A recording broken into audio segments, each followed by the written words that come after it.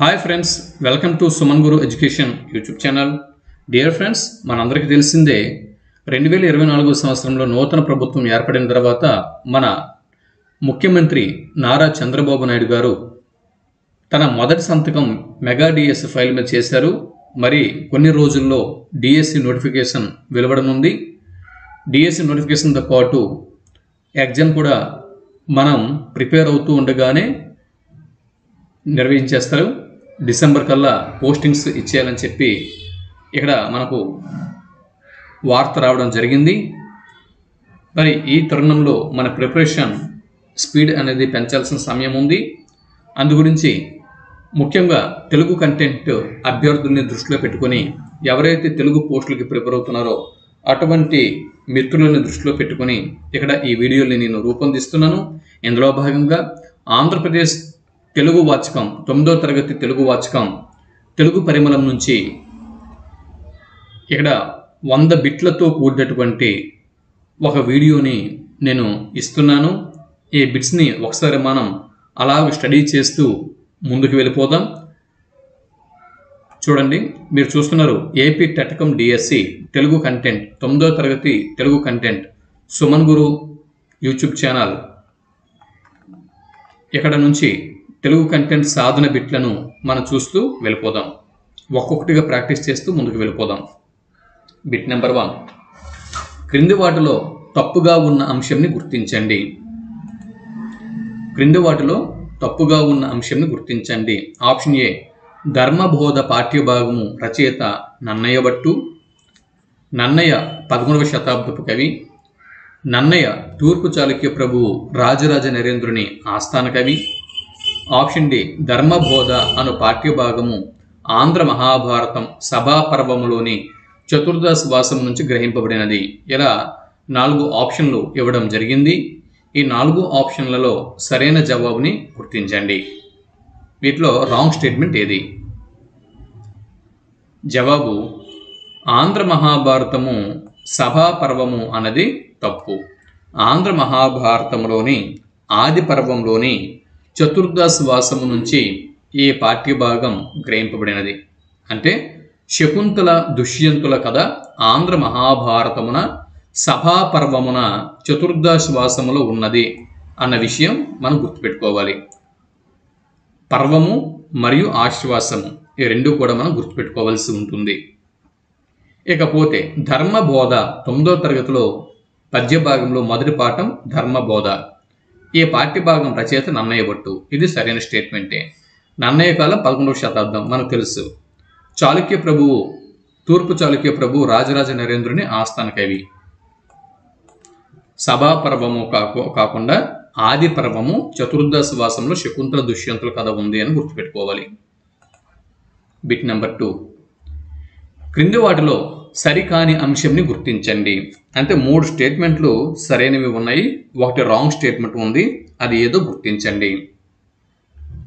రాజరాజ నరేంద్రుని కాలంలో తూర్పు చాళుక్యుల రాజధాని రాజమహేంద్రవరము. ఇది సరైన స్టేట్మెంటే. రాజరాజ నరేంద్రుని కాలంలో తూర్పు చాళుక్యుల రాజధాని రాజమహేంద్రవరం. రాజమహేంద్రవరం తెలుగు సాహిత్యానికి పుట్టినిల్లు. అక్షర రమ్యత, ప్రసన్న కథా కలితార్థయుక్తి, నానా రుచిరార్థ సూక్తి నిధిత్వము అన్నవి నన్నయ్య కవితా గుణాలు.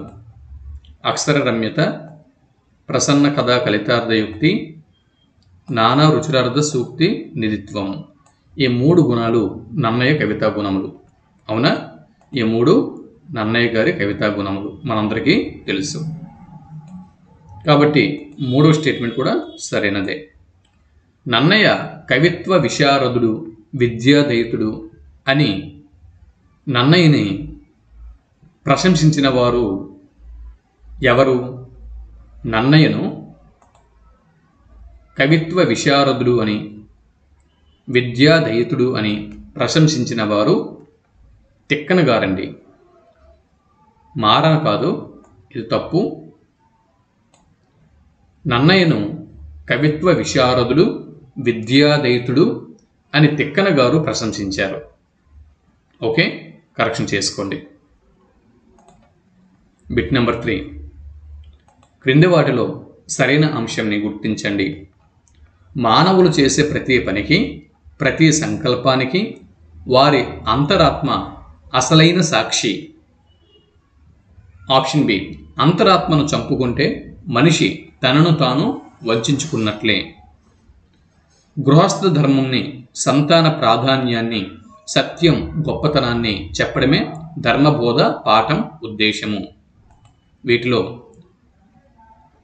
మానవులు చేసే ప్రతి పనికి, ప్రతి సంకల్పానికి వారి అంతరాత్మ అసలైన సాక్షి. ఇది కరెక్ట్ స్టేట్మెంట్. అంతరాత్మను చంపుకుంటే మనిషి తనను తాను వంచుకున్నట్లే అని ధర్మబోధ పాఠ్యభాగం ఉద్దేశం చెబుతుంది. గృహస్థ ధర్మంని మరియు సంతాన ప్రాధాన్యాన్ని చూడండి. గృహస్థ ధర్మంని, సంతాన ప్రాధాన్యాన్ని, సత్యం గొప్పతనాన్ని చెప్పడమే ధర్మబోధ పాఠం యొక్క ఉద్దేశం. ఇక్కడ నుంచి మీకు బిట్ ఇలా రావచ్చు ఎగ్జామ్లో. గృహస్థ ధర్మమును, సంతాన ప్రాధాన్యంని, సత్యం గొప్పతనాన్ని చెప్పడమే ప్రధాన ఉద్దేశంతో వచ్చినటువంటి పాఠ్యభాగం క్రింది వాటిలో ఏది గుర్తించండి అని బిట్టు వస్తే ధర్మబోధ అనే జవాబుని మనం గుర్తించాల్సి ఉంటుంది. ధర్మబోధ పాఠ్యభాగం యొక్క ఉద్దేశం ఏంటండి? గృహస్థ ధర్మంని తెలపడం, సంతాన ప్రాధాన్యాన్ని తెలపడం, సత్యం గొప్పతనంని చాటి చెప్పడం. ఇవి ఈ 3 అంశాలు ధర్మబోధ పాఠ్యభాగం యొక్క ఉద్దేశం. కాబట్టి పైనున్న స్టేట్మెంట్లు అన్నీ కూడా సరైన స్టేట్మెంట్లే. బిట్ నెంబర్ 4, 4వ బిట్ని ఇప్పుడు మనం చూస్తున్నాం. Bit number 4. క్రింది వాటిలో సరైన జవాబుని గుర్తించండి. విశ్వామిత్రుడు బ్రహ్మర్షి కావాలి అని తపస్సు చేస్తున్నాడు. ఆ తపస్సును భంగం చేయటానికి దేవతలు రంభ అనే అప్సరసను పంపించారు. విశ్వామిత్రుడికి మేనకకు శకుంతల జన్మించింది. శకుంత జాతి పక్షులు కాపాడటం వల్ల శకుంతలకు ఆ పేరు వచ్చింది. వీటిలో రాంగ్ స్టేట్మెంట్ అంటే సరైన జవాబులు ఏవి? సరైన జవాబులు ఏవి అంటే ఆప్షన్ సి సరైనటువంటి జవాబు. ఎందుకు? ఆప్షన్ 1, విశ్వామిత్రుడు బ్రహ్మర్షి కావాలని తపస్సు చేస్తూ ఉండేవాడు. సో ఆ తపస్సుని భంగం చేయటానికి దేవతలు రంభను కాదండి, మీకు అందరికి తెలుసు, మేనకను పంపించారు. ఎవరిని? మేనకను. అప్పుడు మేనక విశ్వామిత్రుడిని కవ్వించి అతని ముందు నాట్యం చేసి విశ్వామిత్రుడిని లోబర్చుకొని విశ్వామిత్రుడి యొక్క తపస్సుని, బ్రహ్మర్షి కావాలన్న తపస్సుని చెడగొడుతుంది. అప్పుడు విశ్వామిత్రుడు, మేనక ఇరువురు రమిస్తారు. అందువల్ల విశ్వామిత్రుడికి, మేనకకు శకుంతల జన్మిస్తుంది. అయితే శకుంత జాతి పక్షులు కాపాడడం వల్ల శకుంతలకు ఆ పేరు వచ్చింది. ఇక్కడ తపస్సును భంగం చేయటానికి దేవతలు మేనకను పంపించారు కాబట్టి 2వ స్టేట్మెంట్ రాంగ్. ఆప్షన్ సి సరైనటువంటి జవాబు. Bit number 5. క్రింది వాటిలో సరైన అంశంని గుర్తించండి. శకుంతలను కణ్వ మహర్షి పెంచుకుంటాడు. వేటకు వెళ్ళిన దుష్యంతుడు శకుంతలను కణ్వ మహర్షి ఆశ్రమంలో చూస్తాడు. దుష్యంతుడు శకుంతలను కణ్వాశ్రమంలో గంధర్వ వివాహం చేసుకుంటాడు. దుష్యంతుడి వల్ల శకుంతలకు కలిగిన కుమారుడు భరతుడు. ఇలా ఉన్నాయి. వీటిలో సరైన స్టేట్మెంట్ని గుర్తించండి. పైనున్న అన్ని స్టేట్మెంట్లు సరైనవి కాబట్టి ఆప్షన్ ఏ సరైనటువంటి జవాబు. సరైన అంశం శకుంతలను కణ్వ మహర్షి పెంచుకుంటాడు. సో శకుంతల కణుడి యొక్క పెంపుడు కూతురు. వేటకు వెళ్ళిన దుష్యంతుడు కణ్వాశ్రమంలోనే శకుంతలను చూస్తాడు. దుష్యంతుడు శకుంతలను కణ్వాశ్రమంలోనే గంధర్వ వివాహం చేసుకుంటాడు. తర్వాత భటులను, పరివారుని పంపించి నిన్ను నా రాజ్యానికి తీసుకుపోతానని వెళ్ళి ఇచ్చిన మాట మర్చిపోయి అక్కడ శకుంతలను తీసుకువెళ్ళడు. తర్వాత దుష్యంతుడి వల్ల శకుంతలకు కలిగిన కుమారుడు భరతుడు. ఓకే, అన్ని స్టేట్మెంట్లు సరైనవే. 6వ బిట్ని ఇప్పుడు మనం చూస్తున్నాం. బిట్ నెంబర్ 6, 6వ బిట్టు చూడండి. క్రింది వాటిలో తప్పుగా ఉన్న అంశంని గుర్తించండి. ఇతిహాసము అనే పదానికి ఈ విధంగా జరిగింది అని అర్థం. ఇతిహాసంలో కథకు అధిక ప్రాధాన్యం ఉంటుంది. రామాయణం, మహాభారతం, భాగవతం ఇతిహాసములు అద్భుతంగా కథాగమనంతో పాఠకుల మనస్సులో చెరగని ముద్రను వేస్తాయి. వీటిలో ఒక రాంగ్ స్టేట్మెంట్ ఉంది, అది ఏదో గుర్తించండి. జవాబు ఆప్షన్ 3. ఇది రాంగ్ స్టేట్మెంట్. భాగవతము ఇతిహాసము కాదు, భాగవతము అనేది పురాణం. అవునా, భాగవతము అనేది పురాణం.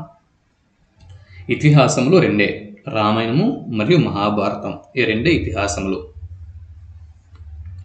బిట్ నెంబర్ 7, 7వ బిట్ని చూద్దాం. ఇతిహాసాలలోని మూల కథను తీసుకుని వర్ణనలతోనూ ఛందోబద్ధంగా పద్యాల రూపంలో కావ్యంగా మలిచి రాస్తే దానిని ఏమంటారు?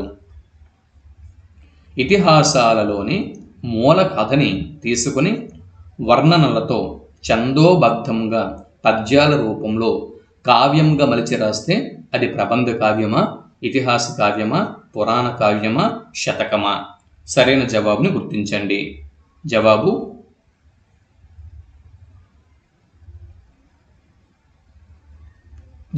ఆప్షన్ ఏ, ప్రబంధ కావ్యము సరైనటువంటి జవాబు.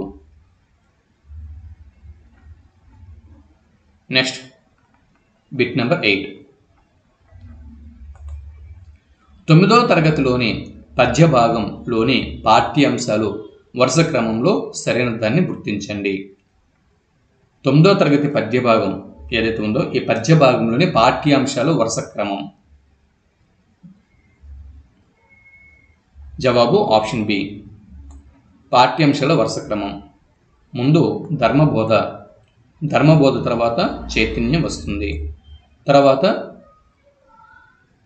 హరివిల్లు, తర్వాత ఆత్మకథ.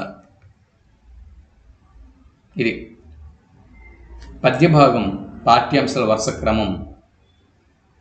ధర్మబోధ, చైతన్యం, హరివిల్లు, ఆత్మకథ. తర్వాత ఈ క్రింది పాఠ్యాంశాల వరుస క్రమము గుర్తించండి. మాట మహిమ, తీర్పు, స్నేహం, ఆత్మకథ. చూడండి, ఆత్మకథ ఇక్కడ చివరిది కదా, చివరిది ఆత్మకథ. ఇక్కడ మీరు చూడొచ్చు ఈ 2 బిట్లు, 8వ బిట్టు మరియు 9వ బిట్టు మీరు ఒకసారి స్టడీ చేయండి.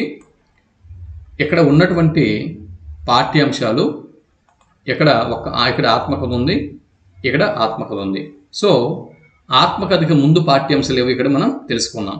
ఇప్పుడు ఆత్మకథకి తర్వాత పాఠ్యాంశాలు ఇక్కడ వరుసగా ఉన్నాయి, అవి చూద్దాం. ఓకే,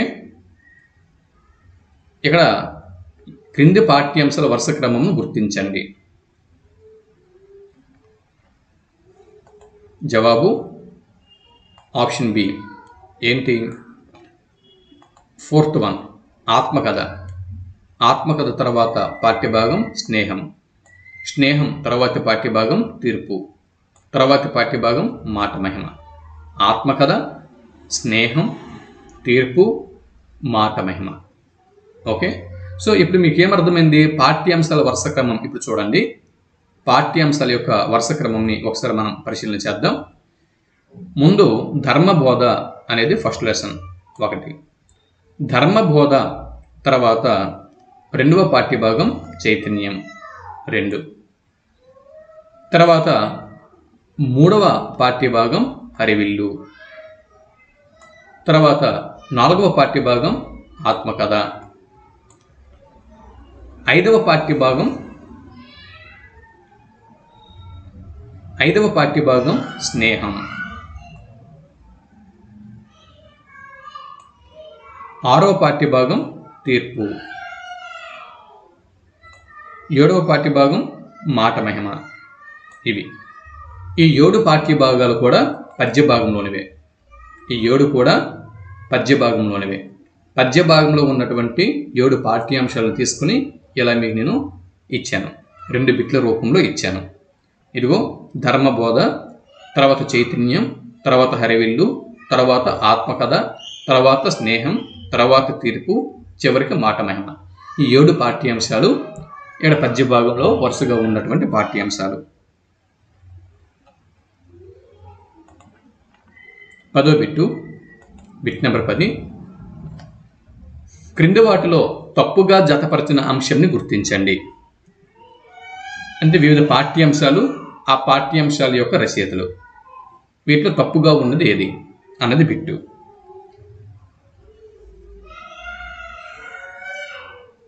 జవాబు ఆప్షన్ ఏ, ఇది తప్పుగా ఉంది. చైతన్యం పాఠ్యభాగ రచయిత తాపీ ధర్మారావు గారు. చైతన్యం పాఠ్యభాగ రచయిత తాపీ ధర్మారావు గారు. ఇక్కడ శ్రీశ్రీ కాదండి, తాపీ ధర్మారావు. మిగిలినవన్నీ సరైనవే. ఆత్మకథ పాఠ్యభాగ రచయిత ఎండూరి సుధాకర్. తీర్పు పాఠ్యభాగ రచయిత జంధ్యాల పాపయ్య శాస్త్రి. తీర్పు అనొచ్చు లేదా హంస తీర్పు అనిచ్చిన హంస తీర్పు లేదా తీర్పు పాఠ్యభాగం రచయిత జంధ్యాల పాపయ్య శాస్త్రి. ఆయన కలం పేరు కరుణశ్రీ. మాట మహిమ కొలకలూరి స్వరూపరాణి. మాట మహిమ పాఠ్యభాగం రచయిత్రి కొలకలూరి స్వరూపరాణి. Bit number 11.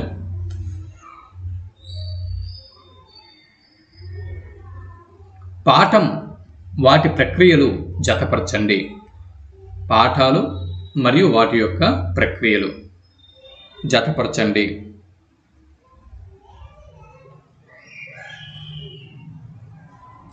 చూడండి, ధర్మబోధ ప్రాచీన పద్యం, చైతన్యం గేయ కవిత, హరివిల్లు వర్ణన, ఆత్మకథ వచన కవిత. ఇది కాబట్టి ఇక్కడ జవాబు ఆప్షన్ బి.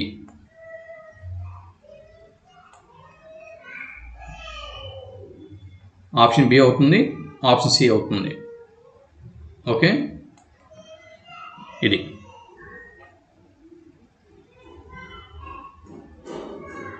12వ ప్రశ్నని ఇప్పుడు మనం చూద్దాం. తమ రచనలను దేశ సేవకు వినియోగించాలని 1950వ సంవత్సరంలో హర్ష విజ్ఞాన పరిషత్తును స్థాపించిన వారు ఎవరు? 1950వ సంవత్సరంలో హర్ష విజ్ఞాన పరిషత్తును స్థాపించిన వారు క్రింది వారిలో ఎవరు? హర్ష విజ్ఞాన పరిషత్. కోమర్రాజు లక్ష్మణరావు, కొండ వెంకటప్పయ్య, చర్ల గణపతి శాస్త్రి, తాపీ ధర్మారావు. సరైన జవాబును గుర్తించండి. హర్ష విజ్ఞాన పరిషత్ తమ రచనలను దేశ సేవకు వినియోగించాలి అని చెప్పి 1950లో హర్ష విజ్ఞాన పరిషత్తును చర్ల గణపతి శాస్త్రి గారు స్థాపించారు. 12 బిట్లు అయ్యాయి. 13 బిట్ని ఇప్పుడు మనం చూద్దాం. సర్వోదయ మండలి ఉద్యమ నాయకుడు క్రింది వారిలో ఎవరు? సర్వోదయ మండలి ఉద్యమ నాయకుడు క్రింది వారిలో ఎవరు? ఆచార్య వినోబా భావే, కొండ వెంకటప్పయ్య, చర్ల గణపతి శాస్త్రి, తాపీ ధర్మారావు. సరైన జవాబును గుర్తించండి. జవాబు ఆప్షన్ ఏ, ఆచార్య వినోబా భావే సరైనటువంటి జవాబు. Bit number 14. ఆచార్య వినోబా భావే అనుచరులుగా పాదయాత్ర చేసి తన 5 ఎకరాల భూమిని దానం చేసిన త్యాగశీలి క్రింది వారిలో ఎవరు? గుర్తించండి. ఆచార్య వినోబా భావే, కొండ వెంకటప్పయ్య, చర్ల గణపతి శాస్త్రి, తాపీ ధర్మారావు. జవాబు ఆప్షన్ సి, చర్ల గణపతి శాస్త్రి గారు ఆచార్య వినోబా భావే అనుచరులుగా పాదయాత్ర చేయడమే కాక తన 5 ఎకరాల భూమిని దానం చేసినటువంటి త్యాగశీలి. 15వ బిట్టు. స్వతంత్ర సమరయోధుల పింఛను, ఉద్యోగ పింఛను వద్దు అంటూ నా తల్లికి సేవ చేసి డబ్బు తీసుకుంటానా అని ప్రశ్నించిన వారు క్రింది వారిలో ఎవరు? స్వాతంత్ర సమరయోధుల పింఛను, ఉద్యోగ పింఛను వద్దు అంటూ నా తల్లికి సేవ చేసి డబ్బు తీసుకుంటానా అని ప్రశ్నించిన వారు క్రింది వారిలో ఎవరు? గుర్తించండి. జవాబు ఆప్షన్ సి, చర్ల గణపతి శాస్త్రి సరైన జవాబు. Bit number 16. కళాప్రపూర్ణ చర్ల గణపతి శాస్త్రి గారికి సంబంధించి సరైన అంశంని గుర్తించండి.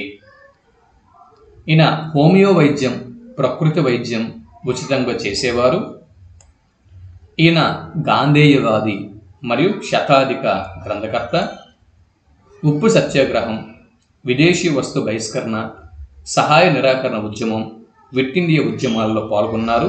కాబట్టి పైనున్న అన్ని స్టేట్మెంట్లు కూడా సరైనవే. పైనున్న 3 స్టేట్మెంట్లు కూడా సరైనవే. అంటే ప్రముఖ గాంధేయవాది అని చెప్పొచ్చు. 17వ బిట్టు కళాప్రపూర్ణ. చూడండి, చర్ల గణపతి శాస్త్రి గారికి కళాప్రపూర్ణ అనే బిరుదు కూడా ఉంది. కళాప్రపూర్ణ, చూడండి, కళాప్రపూర్ణ గుర్తుపెట్టుకోండి. కళాప్రపూర్ణ చర్ల గణపతి శాస్త్రి గారికి సంబంధించి సరైన అంశంని గుర్తించండి. ఆప్షన్ ఏ, స్త్రీలు మాతృభూమితో సమానమని తలచి వారికి చేయూతనిచ్చి ఉపాధి కల్పించి మహిళా సాధికారతకు కృషి చేశారు. బిట్టు రావచ్చు. స్త్రీలను మాతృభూమితో సమానంగా తెలిసిన వారు క్రింది వారిలో ఎవరు అని బిట్టు వస్తే చర్ల గణపతి శాస్త్రి అని జవాబు గుర్తించాల్సి ఉంటుంది. రాత్రిపూట ఒక లాంతరుతో గ్రామాలకు వెళ్ళి వయోజన విద్య పారిశుధ్యము గురించి నేర్పి వారిని చైతన్యపరిచిన వారు క్రింది వారిలో ఎవరు అని బిట్టు వస్తే కళాప్రపూర్ణ చర్ల గణపతి శాస్త్రి అని జవాబు గుర్తించాల్సి ఉంటుంది. తన ఇంటిని ఆశ్రమంగా చేసి వృద్ధులకు అనాథలకు ఆశ్రయం ఇచ్చారు. అది నేటికి కూడా నడుస్తుంది. కాబట్టి పైనున్న స్టేట్మెంట్లు అన్నీ కూడా సరైనవే. 18వ బిట్ నెంబర్ 8. యాల ఎరుకలేని ఇతరుల ఎట్ల నీ వెరుగనొచ్చు అంటూ ఈ పద్యపాదం శకుంతల దుష్యంతంతో కలుగుతుందా? ఈ పద్యం ఆటవెళది ఛందస్సులో ఉన్నదై నన్ను గంధర్వ వివాహమాడి సాక్షులు లేరు అని అన్నీ తెలిసి అబద్ధం ఆడుతున్నావని దుష్యంతునితో పలుకుతున్నది ఎవరు? శకుంతల. సో అవన్నీ కూడా సరైనవే. పైన స్టేట్మెంట్లు అన్నీ కూడా సరైనవే.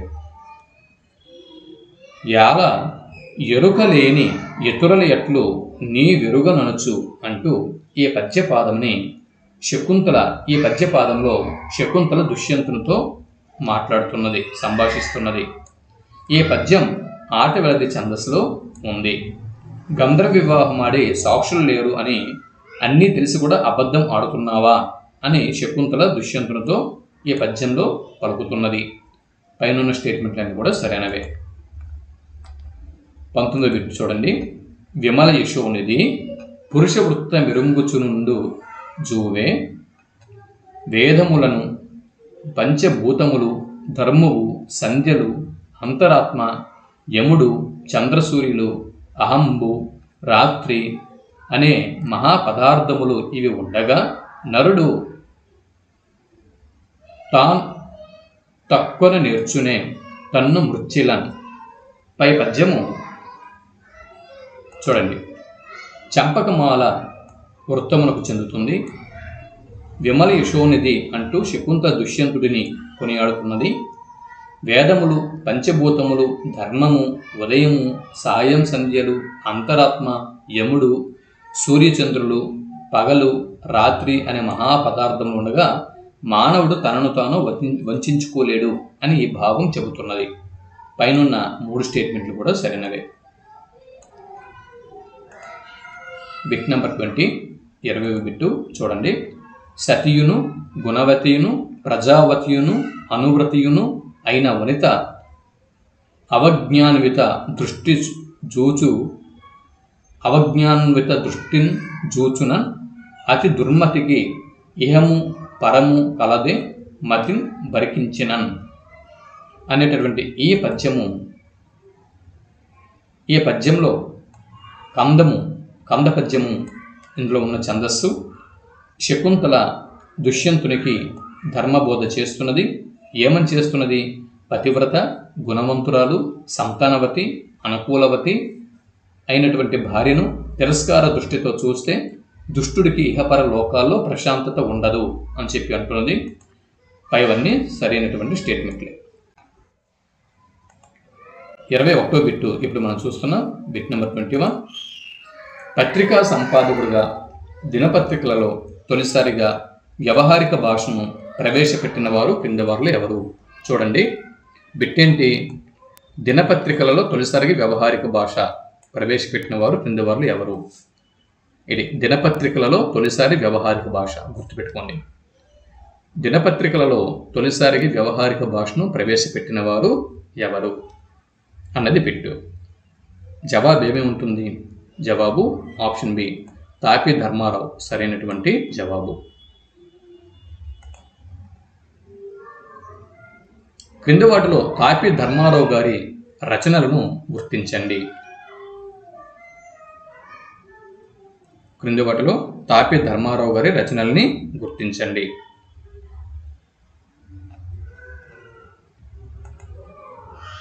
ఆప్షన్ సి, పైనున్న 4 స్టేట్మెంట్ అంటే 4 కూడా అవన్నీ కూడా తాపి ధర్మారావు రచనలే. పాతపాలి తాపి ధర్మారావు, కొత్తపాలి తాపి ధర్మారావు, దేవాలయాల మీద బూతు బొమ్మలెందుకు తాపి ధర్మారావు, పెళ్ళి దాని పుట్టు పూర్వోత్తరాలు తాపి ధర్మారావు. ఈ 4 రచనలు కూడా తాపి ధర్మారావు గారివి. అవసరమైతే ఈ పీడిఎఫ్ ప్రింట్అవుట్ తీసుకోండి. ప్రింట్అవుట్ తీసుకొని ఇది నేను డిటిపి చేసేటప్పుడు ఇది ఎంఎస్ వర్డ్లో అంటే ఎంఎస్ వర్డ్ దీనిలో డిటిపి చేస్తూ ఉంటా. వీటిని పీడిఎఫ్ రూపంలోకి మార్చేటప్పటికి ఈ విధంగా గ్యాప్లో వచ్చేస్తూ ఉంటాయి. మీరు కావాలంటే ప్రింట్అవుట్ తీసుకొని ఈ 4వ పాయింట్ ఏదైతే ఉందో దీన్ని కూడా వీటిని కూడా ఇక్కడ క్రాస్ చేసి వీటిని కూడా ఇక్కడ మీరు అడ్జస్ట్మెంట్ చేసుకొని అక్కడికి వెళ్ళి మీరు సెట్ చేసుకోవచ్చు. ప్రింట్అవుట్ తీసుకోండి. వాట్సాప్ గ్రూప్లో నేను వీటి యొక్క పీడిఎఫ్ కాపీలు అందిస్తున్నాను. ప్రింట్అవుట్ తీసుకొని మీకు అనుకూలంగా వీటిని మీరు రాసుకొని ప్రిపేర్ అవ్వండి. 23వ బిట్ని ఇప్పుడు మనం చూస్తున్నాం. క్రింది వాటిలో తాపి ధర్మారావు గారు విజయ విలాసమునకు ఒక వ్యాఖ్యాన గ్రంథం రచించారు. ఇంతకీ ఆ వ్యాఖ్యాన గ్రంథం ఏది? చామకూర వెంకటకవి గారు రచించినటువంటి విజయ విలాసము అన్న కావ్యానికి, ప్రబంధ కావ్యానికి తాపి ధర్మారావు గారు ఒక వ్యాఖ్యాన గ్రంథం రచించారు. అది హృదయోల్లాస అనే పేరుతో ఒక వ్యాఖ్యాన గ్రంథంని రచించారు. Bit number 24. తాపి ధర్మారావు గారి ఏ రచనకు కేంద్ర సాహిత్య అకాడమీ అవార్డు లభించింది? తాపి ధర్మారావు గారికి కేంద్ర సాహిత్య అకాడమీ అవార్డు తెచ్చిపెట్టిన రచన క్రింది వాటిలో ఏవి? దేవాలయాలపై బూతు బొమ్మలెందుకు, పెళ్ళి దాని పుట్టు పూర్వోత్తరాలు, హృదయోల్లాస, సాహితీ మర్మరాలు. సరైన జవాబుని గుర్తించండి. జవాబు ఆప్షన్ సి, హృదయోల్లాస సరైనటువంటి జవాబు. 25వ బిట్టు. క్రింది వాటిలో సరైన అంశంని గుర్తించండి. గేయ కవిత పాడుకోవటానికి అనువైనది. గేయ కవిత మాత్రా ఛందస్సును అనుసరించి నడుస్తుంది. గేయ కవిత లయాత్మకంగా సాగుతుంది. మానవాళి శ్రేయస్సును, సమాజ పురోగమనంని, లోక కళ్యాణంని కాంక్షించే గేయమే అభ్యుదయ గేయం. ఇలా 4 స్టేట్మెంట్లు ఉన్నాయి. వీటిలో సరైన స్టేట్మెంట్ని గుర్తించండి. జవాబు అన్ని స్టేట్మెంట్లు సరైనవే. ఆప్షన్ ఏ సరైనది. గేయ కవిత పాడుకోవడానికి అనువైనది గేయ కవిత. పాడుకోవటానికి అనువైనది గేయ కవిత. గేయ కవిత మాత్రా ఛందస్సును అనుసరించి నడుస్తుంది. ఇది లయాత్మకంగా సాగుతుంది. మానవాళి యొక్క శ్రేయస్సును, సమాజం యొక్క పురోగమనాన్ని, లోక కళ్యాణాన్ని అంటే ఈ 3 అంశాలని అభ్యుదయ గేయం కోరుకుంటుంది. అభ్యుదయ గేయం వేటిని కోరుకుంటుంది? బిట్టి మీకు ఇలా కూడా రావచ్చు. క్రింది వాటిలో అభ్యుదయ గేయం వేటిని కాంక్షిస్తుంది అని చెప్పి బిట్ అడిగితే మానవాళి శ్రేయస్సు అని గుర్తుపెట్టుకోండి, సమాజ పురోగమనం అని గుర్తుపెట్టుకోండి, సమాజం యొక్క అదే లోక కళ్యాణం అని గుర్తుపెట్టుకోండి. ఓకే. 26వ బిట్ని ఇప్పుడు మనం చూస్తున్నాం. Bit number 26. క్రింది వాటిలో సరైన వాక్యంని గుర్తించండి. కవిత్వానికి ఉండాల్సిన ప్రథమ లక్షణం సామాజిక ప్రయోజనం. కవిత్వానికి ఉండాల్సిన ప్రథమ లక్షణం వినోదం. కవిత్వానికి ఉండాల్సిన ప్రథమ లక్షణం లాభాపేక్ష. సమాజంలోని అసమానతలను రూపుమాపటానికి కవి తన కళాన్ని కదల్చాలి. ఇలా ఉన్నాయి. వీటిలో సరైన వాక్యాన్ని గుర్తించండి.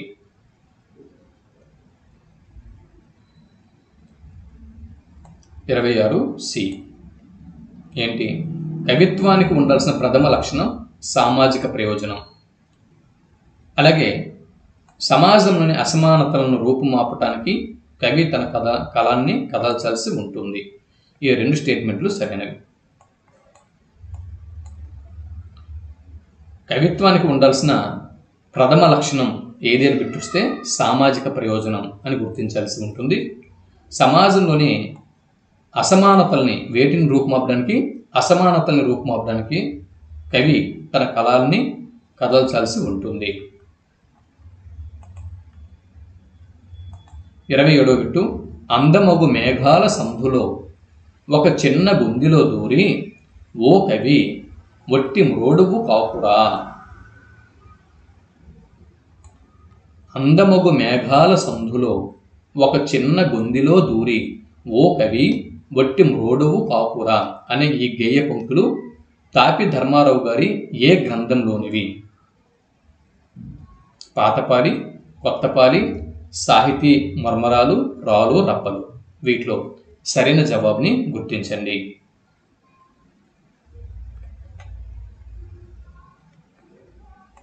జవాబు ఆప్షన్ బి, కొత్తపాలి సరైనటువంటి జవాబు.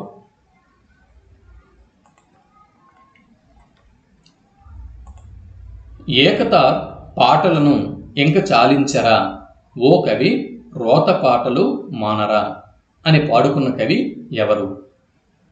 జవాబు తాపి ధర్మారావు గారు కొత్తపాలి అన్న గ్రంథములో.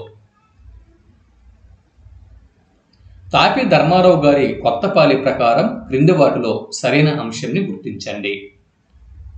తాపి ధర్మారావు గారి కొత్తపాలి ప్రకారం క్రింది వాటిలో సరైన అంశాన్ని గుర్తించండి. జవాబు ఆప్షన్ డి, పైవన్నీ సరైనవే. ఏంటే పైవన్నీ సరైనవే? నీటిలో, గాలిలో, నేల మీద చావు కోటి కూరలు చాచి వేటాడుతున్నది. కవిని మెత్తదనము వీడి కత్తిసాము పాడమంటున్నారు ధర్మారావు గారు. బిట్టిల రావచ్చు. కవిని కత్తిసామును పాడమంటున్న వారు క్రింది వారిలో ఎవరు? తాపి ధర్మారావు అని జవాబు గుర్తించాలి. తాపి ధర్మారావు గారి ప్రకారం నీటిలో, గాలిలో, నేల మీద కోటి కూరలు చాచి వేటాడుతున్నది ఏది అని బిట్టడిగితే చావు అని జవాబు గుర్తించాల్సి ఉంటుంది. కవులు వేటిని వేడాలి? స్వప్రయోజనం వేడాలి. దేన్ని కాంక్షించాలి? సమాజహితం కాంక్షించి అందుకోసం రచనలు చేయాలి అంటున్నారు తాపి ధర్మారావు గారు. బిట్ నంబర్ 30 బిట్ చూడండి. క్రింది వాటిలో సరైన అంశాన్ని గుర్తించండి. క్రింది వాటిలో యోగ్యత పత్రం తెలుగు సాహిత్యంలో పేరెన్నిక గన్న ముందు మాట. యోగ్యత పత్రం ఏదైతే ఉందో ఇది తెలుగు సాహిత్యంలో పేరెన్నిక గన్న ముందు మాట. శ్రీశ్రీ గారి మహాప్రస్థానం కావ్యానికి గుడిపాటి వెంకటాచలం గారు రాసిన ముందు మాట యోగ్యతా పత్రం.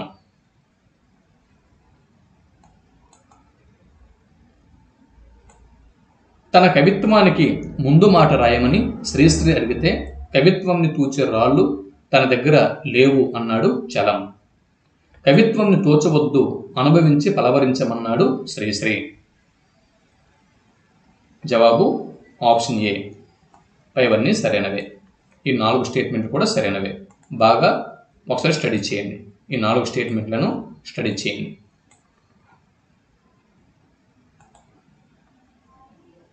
బిట్ నెంబర్ 31,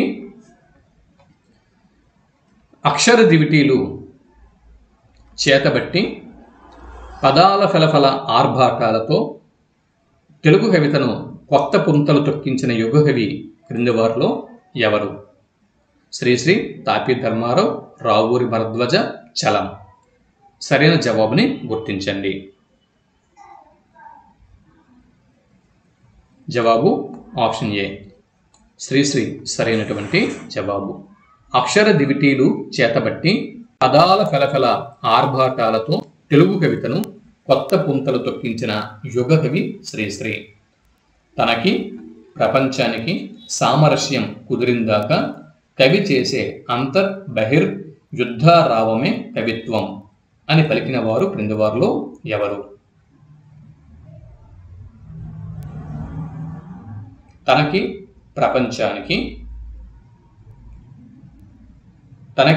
ప్రపంచానికి సామరస్యం కుదిరిందాక కవి చేసే అంతర్యుద్ధం మరియు బహిర్యుద్ధం అదే కవిత్వం అంటాడు చలం. జవాబు ఆప్షన్ డి చలం, గుడిపాటి వెంకటాచలం. 33వ బిట్టు. నెత్తురును కన్నీళ్లను తడిపి ఈ వృద్ధ ప్రపంచానికి కొత్త టానిక్ తయారు చేసిన వారు ఎవరు? జవాబు శ్రీశ్రీ. చలం గారు అంటున్నారు.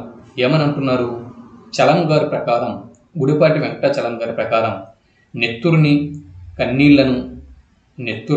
కన్నీళ్లను తడిపి ఈ వృద్ధ ప్రపంచానికి కొత్త టానిక్ని తయారు చేసిన వాడు శ్రీశ్రీ. బిట్ నంబర్ 34, 34 బిట్ని ఇప్పుడు మనం చూసుకున్నాం. Bit number 34. కృష్ణశాస్త్రి తన బాధను అందరిలో పలికిస్తే శ్రీశ్రీ అందరి బాధను తనలో పలికిస్తాడు అని అన్నవారు ఎవరు? జవాబు ఆప్షన్ బి గుడిపాటి వెంకటాచలం గారు. కృష్ణశాస్త్రి తన బాధను అందరిలో పలికిస్తాడు, శ్రీశ్రీ అందరి బాధను తనలో పలికిస్తాడు అని చలం గారు పేర్కొన్నారు. 35వ బిట్టు. శ్రీశ్రీ కవిత్వంని సౌరీస్ అనునతడు ఎవరి సంగీతంతో పోల్చారు? శ్రీశ్రీ కవిత్వంని సౌరీస్ అనునతడు ఎవరి సంగీతంతో పోల్చాడు? జవాబు ఆప్షన్ సి పాల్ రోబ్సన్. సౌరీస్ అనేవాడే ఇది భారతీయుడు కాదు, తెలుగువాడు కాదు. కాబట్టి సౌరీస్ అనేవాడు తెలుగువాడు కాడు కాబట్టి మన తెలుగు సంగీతకారుల గురించి ఆయనకేం ఐడియా ఉంటుంది. కాబట్టి పాల్ రోబ్సన్ సరైనటువంటి జవాబు. 36వ బిట్టు. తెలుగు కవిత్వాన్ని ఖండించి, దీవించి, ఊగించి, శాంతించి, రక్షించే అపూర్వ వ్యక్తి మీ చేతిలో ఉన్న ఈ పుస్తకం అని చలం గారు ఏ పుస్తకాన్ని ఉద్దేశించి అన్నారు? చలం గారు అన్నారు ఏమని? తెలుగు కవిత్వాన్ని ఖండించి, దీవించి, ఊగించి, శాంతించి, రక్షించే అపూర్వ వ్యక్తి మీ చేతిలో ఉన్న ఈ పుస్తకం అని చలం గారు ఏ పుస్తకాన్ని ఉద్దేశించి అన్నారు? జవాబు శ్రీశ్రీ గారి మహాప్రస్థానం అన్న పుస్తకాన్ని ఉద్దేశించి ఈ మాట పలికారు. 37వ బిట్ని ఇప్పుడు మనం చూస్తున్నాం. Bit number 37. క్రింది వాటిలో సరైన అంశంని గుర్తించండి.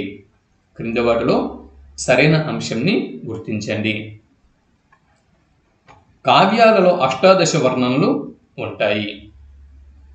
ప్రబంధాలు వర్ణనలకు పుట్టినిల్లు. భావకవిత్వమైన, అభ్యుదయ కవిత్వమైన వర్ణనతోనే రచనకు భావపుష్టి కలుగుతుంది. ఇలా 3 స్టేట్మెంట్లు ఇచ్చాము. క్రింది వాటిలో సరైనటువంటి ఆప్షన్ని గుర్తించండి. జవాబు ఆప్షన్ ఏ 3 స్టేట్మెంట్లు సరైనవే. కావ్యాలలో అష్టాదశ వర్ణనలు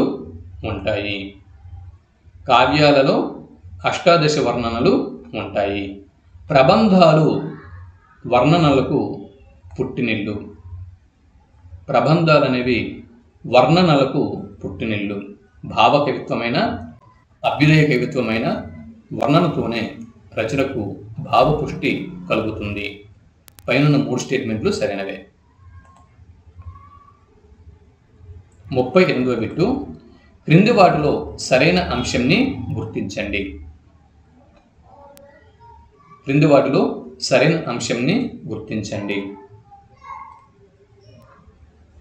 రచనా ప్రక్రియ ఏదైనప్పటికీ కవి చెప్పిన అంశం పాఠకుని మనసుని తాకే విధంగా ఉండాలి. పాఠకునిలో భావ సంచలనాన్ని రేకెత్తించాలి. ఇందుకోసం కవి వివిధ పద ప్రయోగాలతో తన రచనను రసాత్మకం చేస్తాడు.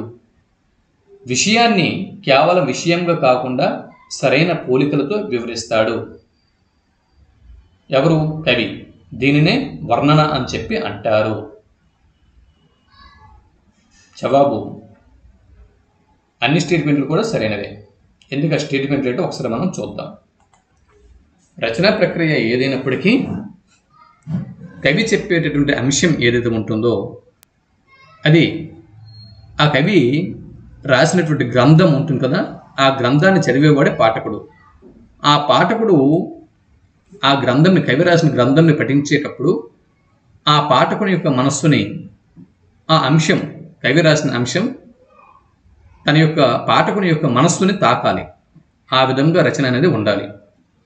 పాఠకునిలో భావ సంచలనాన్ని ఆ అంశం అనేది రేకెత్తించగలగాలి. ఇందుకోసం కవి వివిధ పద ప్రయోగాలతో తన రచనను రసాత్మకం చేస్తాడు. విషయంని కేవలం విషయంగానే కాకుండా సరైన పోలికలతో వివరిస్తాడు కవి. దీనినే వర్ణన అని చెప్పి పేర్కొంటారు. Bit number 39. క్రింది వాటిని జతపరచండి. వీవూరి వెంకటాచార్యులు, కూచుమంచి తిమ్మకవి, ఎర్రన, పాల్కురికి సోమనాథుడు వాళ్ళు రచించినటువంటి గ్రంథాలు, వీటిని జతపరచండి అన్నది బిట్టు.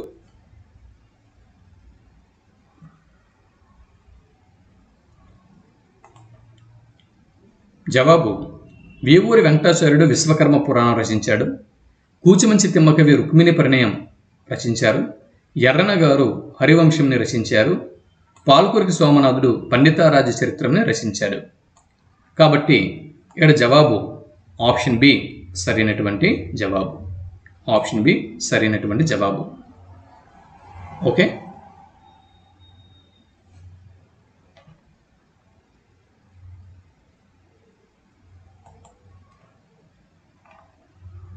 బిట్ నెంబర్ 40, 40వ బిట్టు. తారా సస్యము పండినన్ గగన కేదారంబునన్ అంటూ సూర్యోదయంని వర్ణించిన కవి క్రింది వారిలో ఎవరు? ఈ విధంగా బిట్టు వస్తే సరైన జవాబుగా మీరు దేన్ని గుర్తిస్తారు? జవాబు ఆప్షన్ బి రామరాజభూషణుడు సరైనటువంటి జవాబు. రామరాజభూషణుడు సరైనటువంటి జవాబు. 41వ బిట్టు. ఆపదలందు ధైర్యగుణము, మంచితనము, సంపదలందు దాల్మ్యం, ప్రకృతి సిద్ధ గుణంబులు సజ్జనాలికిన్ అన్న ఈ పద్య రచయిత క్రింది వారిలో ఎవరు?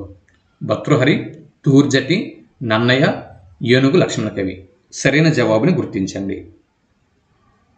జవాబు ఆప్షన్ ఏ భర్తృహరి సరైనటువంటి జవాబు. 42వ బిట్టు. పాఠ్యభాగాలు వాటి యొక్క ఇతివృత్తాలు. పాఠ్యభాగాలు వాటి యొక్క ఇతివృత్తాలు చూడండి. ధర్మబోధ, చైతన్యం, హరివిల్లు, ఆత్మకథ. ఆయా పాఠ్యాంశాలు వాటి ఇతివృత్తాలతో జతపరచండి అన్నది బిట్టు.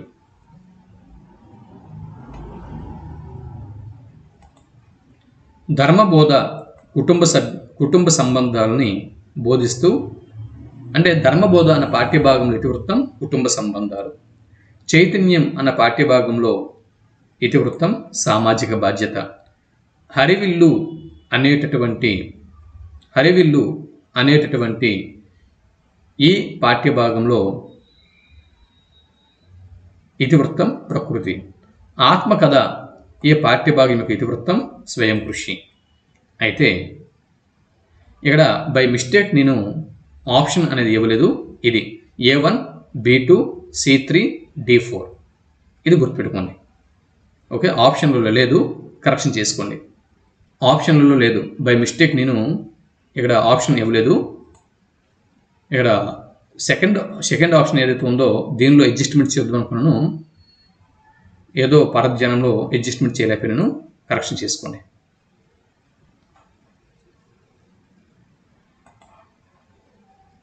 నాఫీ 3వ బిట్ చూడండి.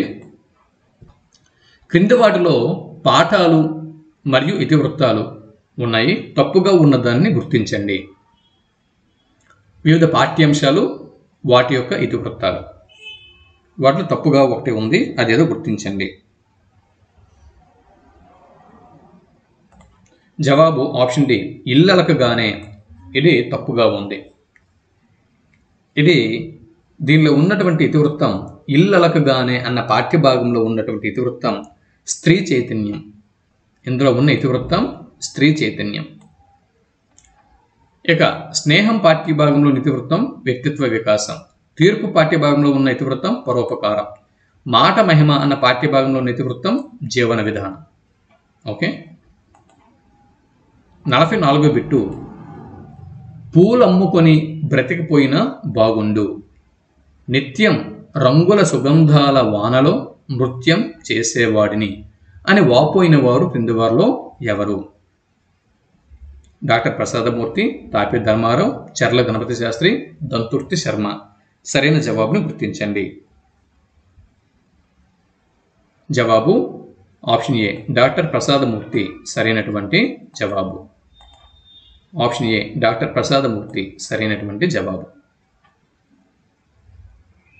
46వ బిట్టు చెట్లు ప్రకృతి రాసుకుంటున్న కావ్యాల్లా పరిమళిస్తున్నాయి, వాటి నిండా విస్తరించే పత్రాలు భావచత్రాలై అని కవిత రాసుకున్నవారు క్రింద వారిలో ఎవరు?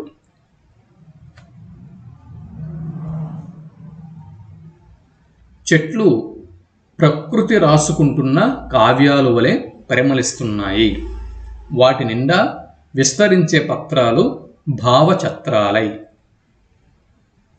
ఇక్కడ ఆప్షన్ బి జె బాపురెడ్డి సరైనటువంటి జవాబు. ఇందులో ఉన్న అలంకారం ఉపమాలంకారం. నెక్స్ట్ 46వ బిట్టు చూడండి. తారాసస్యము పండినన్ అన్న పద్యం నేను ఇచ్చాను. దీని గురించి నేను ఇంతకుముందు వీడియోలు చేశాను, షార్ట్ వీడియోస్ చేశాను, అందులో ఎక్స్ప్లెయిన్ చేసుకున్నాను. మళ్ళీ ఎక్స్ప్లెయిన్ చేయను. ఇది ర్యాపిడ్ వీడియో కాబట్టి ర్యాపిడ్ లాగే కంటెంట్ తీసుకుని వెళ్తున్నాను.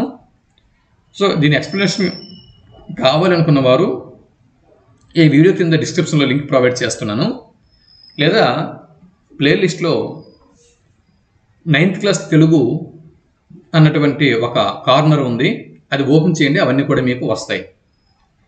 ఇకపోతే ఆకాశం అనే పొలంలో ఏ పంట పండింది? ఆకాశము అనే పొలంలో ఏ పంట పండింది? ఈ పద్యం ప్రకారం తారాసస్యము పండినన్ గగన కేదారంబునన్ అనేటటువంటి ఈ పద్యం ప్రకారము ఈ పద్యంలో ఇలా పద్యం ఇస్తాడు. దీని క్రింద అంటే ప్రశ్నలు ఇవ్వచ్చు, పద్యం ఇచ్చి ప్రశ్నలు ఇవ్వచ్చు. ఆకాశం అనే పొలంలో ఏ పంట పండింది? జవాబు నక్షత్రాల పంట పండింది. ఆ పంటను కోసి తూర్పారబెడుతున్న వారు ఎవరు? జవాబు తూర్పు దిక్కు అనే రైతు. వరిచేను నూర్పిడి తర్వాత ధాన్యాన్ని చేటలతో పైకెత్తిపోయటంని ఏమంటారు? వరిచేనును నూర్పిడి చేసి దాని తర్వాత ధాన్యాన్ని చేటలతో పైకెత్తిపోయటంని తూర్పారబట్టడం అని చెప్పి అంటారు. పై పద్యంలో ధాన్యం రంగు దేన్ని సూచిస్తుంది? జవాబు సూర్యకాంతిని సూచిస్తున్నది. పై పద్యంలో తెల్లని పొల్లు దేన్ని సూచిస్తున్నది? వెలవెలబోయిన వెన్నెలను సూచిస్తున్నది. పై పద్యంలోని ఛందస్సు ఏది? జవాబు శార్దూలం. ఓకే. పై పద్యంలో ఉన్న అలంకారం ఏది? రూపకాలంకారం. పై పద్యంలో ఉన్న అలంకారం రూపకాలంకారం. ఇది 47వ బిట్ని ఇప్పుడు మీరు చూస్తున్నారు. Bit number 47. అల్లన కాలవర్తకుడు నయ్యడ గెంపును ముత్తియంబులున్ అనే పద్యములో సూర్యాస్తమయంని వర్ణించిన కవి ఎవరు? సూర్యాస్తమయంను వర్ణించిన కవి వేవూరి వెంకటాచార్యుడు విశ్వకర్మ పురాణంలో. ఈ పద్యంలో వర్తకుడు ఎవరు? జవాబు కాలం. వర్తకుడు దేనిని ముత్యాలతో తూకం వేసి చూద్దాం అనుకున్నాడు? జవాబు సూర్యుడు అనబడేటటువంటి ఒక పెద్ద కెంపును ముత్యాలతో తూకం వేసి చూద్దాం అని అనుకుంటాడు. వర్తకుడు దేనిని త్రాసుగా చేసుకున్నాడు? జవాబు ఆకాశంని. మళ్ళీ చెబుతున్నాను, వీటి గురించి ఎక్స్ప్లెనేషన్ షార్ట్ వీడియోలు ఇచ్చాను. ప్లేలిస్ట్లోకి వెళ్ళి 9th క్లాస్ తెలుగుని కొట్టండి, ఇవన్నీ వస్తాయి. నేను ఎక్స్ప్లెయిన్ చేసినవి. కాబట్టి ఇది షార్ట్ అంటే ర్యాపిడ్ వీడియో, కొంచెం స్పీడ్గా తీసుకువెళ్తున్నా.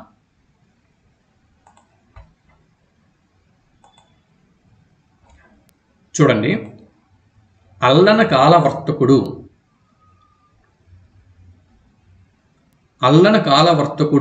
అయ్యడ గెంపును మొత్తియంబులు అనే పద్యంలో సూర్యాస్తమయంను వర్ణించిన కవి వీవూరి వెంకటాచార్యుడు విశ్వకర్మ పురాణంలో. ఈ పద్యంలో వర్తకుడు ఎవరు అనగా కాలం అనే వర్తకుడు సూర్యుడు అనబడేటటువంటి ఒక పెద్ద కెంపును ఆకాశము అనబడేటటువంటి ఒక త్రాసులో వేసి అది. ఈ పద్యంలో రూపకాలంకారం ఉంది. ఈ పద్యంలో ఉత్పలమాల ఛందస్సు అనేది ఉంది. ఓకే. అమృతాభిషేకం గ్రంథ రచయిత క్రింది వారిలో ఎవరు? జవాబు ఆప్షన్ ఏ, దాశరథి కృష్ణమాచార్యులు.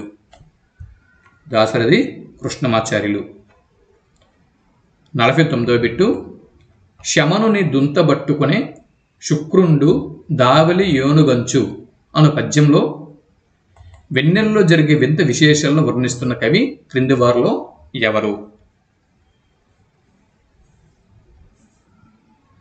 జవాబు ఆప్షన్ సి, కూచిమంచి తిమ్మకవి సరైనటువంటి జవాబు. చూడండి, శమనుని దుంత బట్టుకొనే శుక్రుండు అనేటువంటి ఈ పద్యములో వెన్నెలలో జరిగే వింత విశేషాలను వర్ణిస్తున్నాడు. ఏ విశేషాలు వర్ణిస్తున్నాడండి? వెన్నెలలో జరిగే వింత విశేషాలను. ఎవరు వర్ణిస్తున్నారు? కూచిమంచి తిమ్మకవి వర్ణిస్తున్నాడు. బిట్ నంబర్ 50, నారదులైరి సన్మునులు ఆక మహేజములయ్యే భూజముల్ అనేటటువంటి పద్యములో శరత్కాలపు వర్ణన చేసిన కవి క్రింది వారిలో ఎవరు? గుర్తించండి. ఎర్రన, కేతన, మొల్ల, నంది తిమ్మన. సరైన జవాబుని గుర్తించండి.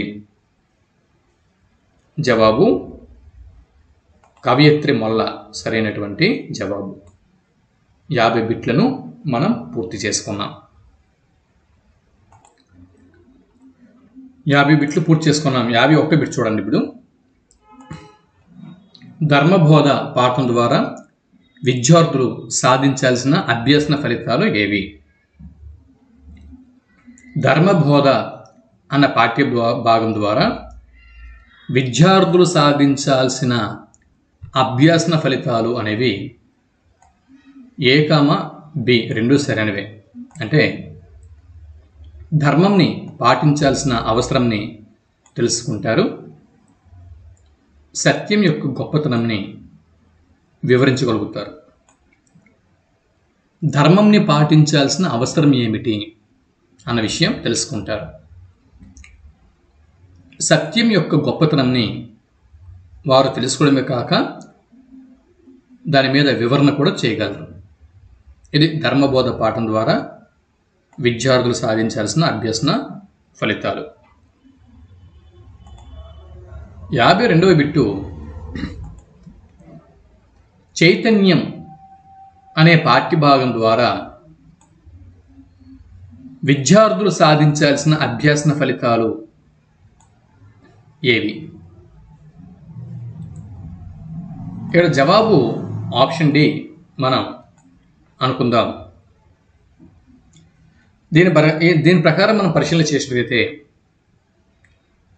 సమాజం యొక్క అభివృద్ధికి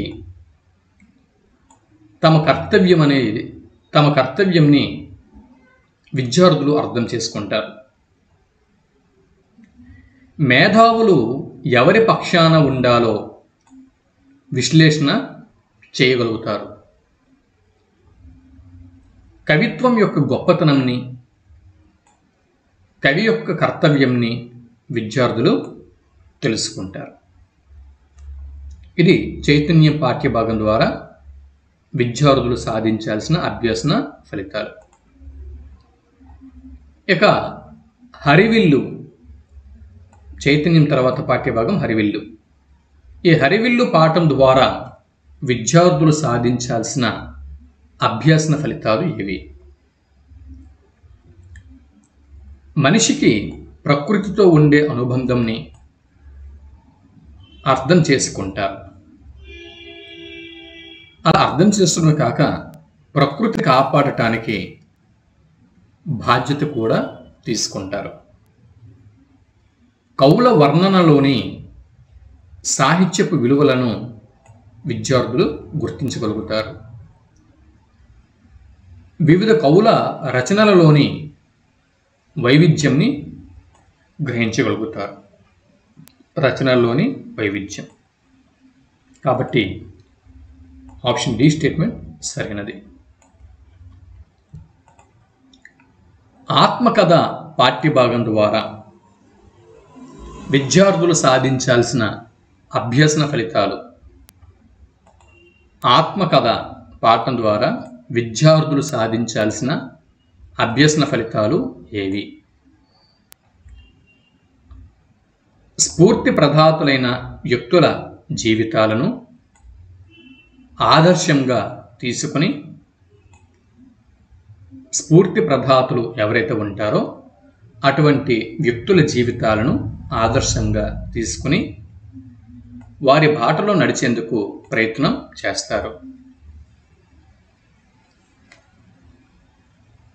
గతాన్ని వర్తమానాన్ని అనుసంధానం చేసుకుని మార్పులను వివరించగలుగుతారు. కవి ఆవేదనకు గల కారణాలను వివరించగలుగుతారు. కాబట్టి పైన స్టేట్మెంట్లన్నీ కూడా సరైనవే. 55వ బిట్టు. స్నేహం పాఠం ద్వారా విద్యార్థులు సాధించాల్సిన అభ్యసన ఫలితాలు. స్నేహం గొప్పతనాన్ని, పర్యవసానాలను, ప్రయోజనాలను వివరించగలరు. మంచి స్నేహితులను గుర్తించి అటువంటి వారితో స్నేహం చేయగలరు. కాబట్టి ఏ అండ్ బి రెండు సరైన స్టేట్మెంట్లే. Bit number 56. హంస తీర్పు అనే పాఠ్యభాగం ద్వారా విద్యార్థులు సాధించాల్సిన అభ్యసన ఫలితాలు ఏవి? ధర్మబద్ధంగా జీవితాన్ని కొనసాగించడంలో ఉన్న గొప్పతనాన్ని వివరించగలుగుతారు. కరుణ, అహింస, మానవత్వం వంటి సాత్విక గుణాలను అలవర్చుకోగలరు. కాబట్టి ఏ అండ్ బి రెండు స్టేట్మెంట్లు కూడా సరైనవే. హంస తీర్పు పాఠ్యభాగం ద్వారా ధర్మబద్ధంగా జీవించడంలో ఉన్న గొప్పతనాన్ని విద్యార్థులు వివరించగలరు. కరుణ, అహింస, మానవత్వం ఇటువంటి సాత్విక గుణాలు విద్యార్థులు అలవర్చుకుంటారు. 57వ బిట్టు. మాట మహిమ పాఠం ద్వారా విద్యార్థులు సాధించాల్సిన అభ్యసన ఫలితాలు ఏవి? అంటే నాలుక తెచ్చే లాభ నష్టాలను విద్యార్థులు గుర్తించగలరు. ఎస్, మంచి చెడ్డ అంతా కూడా మాట్లాడే విధానమే నిర్ణయిస్తుంది. మాటల వల్ల కలిగే అనర్థాలని, వాటి కారణాలను, నివారణ ఉపాయాలను విద్యార్థులు వివరించగలుగుతారు. పాఠ్యాంశ విషయంని అర్థం చేసుకుని సందర్భోచితంగా మాట్లాడడం నేర్చుకుంటారు. కాబట్టి పైన స్టేట్మెంట్లన్నీ కూడా సరైనవే. 58వ బిట్ని ఇప్పుడు మనం చూస్తున్నాం. Bit number 58. కాశ్మీర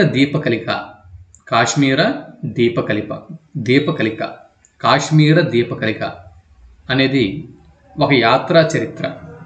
అయితే కాశ్మీర దీపకలిక అన్న యాత్రా చరిత్రను రచించిన వారు ఎవరు అని బిట్టు వస్తే నాయని కృష్ణకుమారి గారు అని జవాబు గుర్తించాల్సి ఉంటుంది. తొండముల్ సాచి యందు గుజిల్లుగు తొండముల్ సాసి యందు గుజిగుల్లకు అంటూ వనవర్ణన చేసిన కవి క్రింది వారిలో ఎవరు? జవాబు ఆప్షన్ బి అల్లసాని పెద్దన.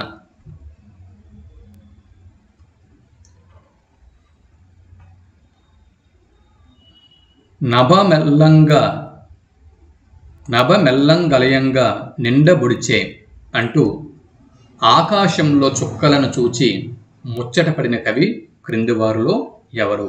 నభమెల్లంగలయంగా నిండబుడిచే అంటూ ఆకాశంలో చుక్కలను చూచి ముచ్చటపడిన కవి క్రింది వారిలో ఎవరు? గుర్తించండి.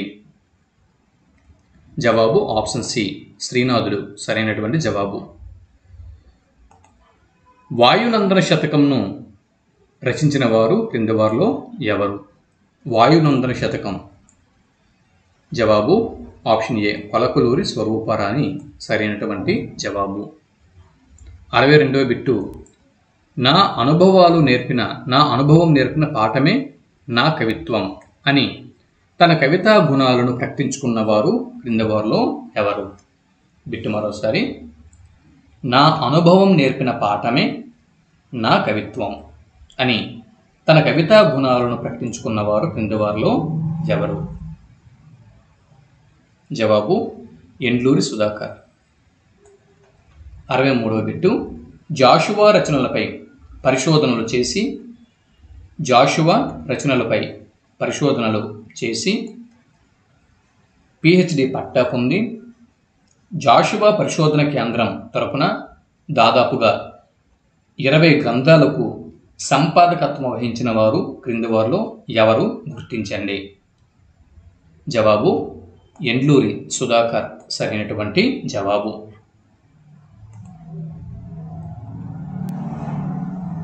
64వ బిట్టు. ఇప్పుడు మనం చూస్తున్నాం. గాలి గుర్రపు జూలు విదిలించి పూల వర్షం భూమిని కురిపించి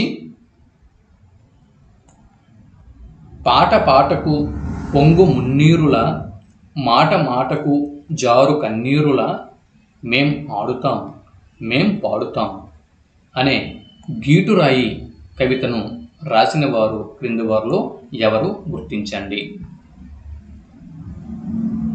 జవాబు ఆప్షన్ ఏ దేవరకొండ బాలగంగాధర్ తిలక్ సరైనటువంటి జవాబు. 65వ బిట్టు చూడండి.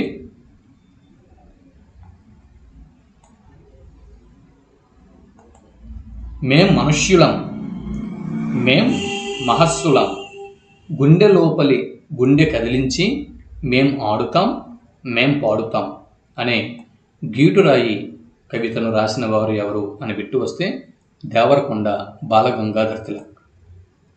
మాకు దాస్యం లేదు మాకు శాస్త్రం లేదు మాకు లోకం ఒక గీటురాయి అని పలికిన వారు ఎవరు అని బిట్టు వస్తే దేవరకొండ బాలగంగాధర్ తిలక్ అని జవాబు గుర్తిస్తారు. 67వ బిట్టు. క్రింది వాటిలో సరైన అంశంని గుర్తించండి. క్రింది వాటిలో ఛందో నియమాలతో సంబంధం లేకుండా వ్యవహారిక భాషలో లయాత్మకంగా సాగితే ఆ కవిత వచన కవిత. వ్యవహారిక భాషలో లయాత్మకంగా సాగే కవిత వచన కవిత. సరళమైన పదాలు,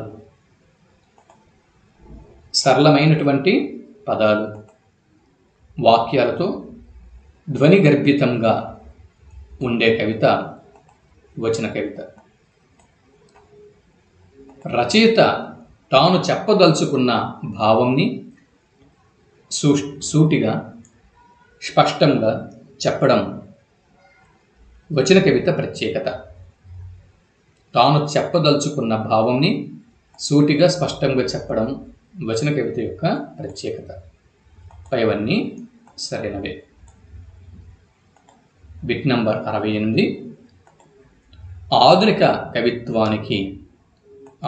కవిత్వానికి కొత్త నెత్తురు ఎక్కించి వచన కవితకు పట్టం కట్టిన వారు క్రింది వారిలో ఎవరు? జవాబు శ్రీశ్రీ సరైనటువంటి జవాబు. మయసభలో నా ఆత్మకథ ఆవిష్కరించబడింది. బహిరంగ వేదిక మీద నా సన్మానం మొదలయ్యింది అని పలికిన కవి ఎవరు అని బిట్టు వస్తే నల్ల ద్రాక్ష పందిరి అన్న గ్రంథంలో ఎండూరి సుధాకర్ అని మన జవాబు గుర్తించాల్సి ఉంటుంది. కాలం నా పాదాలకు నమస్కరిస్తుంటే చెప్పుల్లేని మా తాతల మట్టి కాళ్ళు మనసులో మెదులుతుంటాయి అని పలికిన కవి ఎవరు అని బిట్టు వస్తే నల్ల ద్రాక్ష పందిరి అనే గ్రంథంలో ఎండ్లూరి సుధాకర్ అని జవాబు గుర్తించాల్సి ఉంటుంది. విశ్వాసం లేకుండా స్నేహం ఉండదు అని పలికినవాడు గౌతమ బుద్ధుడు. మనిషికి అవసర కాలంలో ఆదుకున్న మిత్రుడి కన్నా ప్రియమైనది ఏదీ ఉండదు గురునానక్. 73వ బిట్టు కష్టకాలంలోనే మనకు నిజమైన మిత్రుడు ఎవరో తెలుస్తుంది అని పలికినవారు గాంధీజీ. 74వ బిట్టు పద్యంకు సంబంధించి సరైన అంశంని గుర్తించండి. పద్యం ఇది ఛందోబద్ధమైనది. పద్యం అనేది ఛందస్సుతో కూడి ఉంటుంది, లయాత్మకంగా ఉంటూ గానయోగ్యంగా ఉంటుంది, ధారణకు అనువుగా ఉంటుంది. కాబట్టి పైనున్న స్టేట్మెంట్లన్నీ కూడా సరైనవి. బిట్ నంబర్ 75 సుదక్షిణా పరిణయం గ్రంథకర్త ఎవరు? సుదక్షిణా పరిణయం గ్రంథకర్త క్రింది వారిలో ఎవరు? ఏ బిట్టు వస్తే సరైన జవాబుగా మనం దేన్ని గుర్తించాల్సి ఉంటుంది? జవాబు ఆప్షన్ బి తెనాలి అన్నయ్య కవి సరైనటువంటి జవాబు. 76వ బిట్టు కవులు భావ వ్యక్తీకరణకు అనువుగా ఉపయోగించే పద్య శైలులను జతపరచండి అన్నది బిట్టు.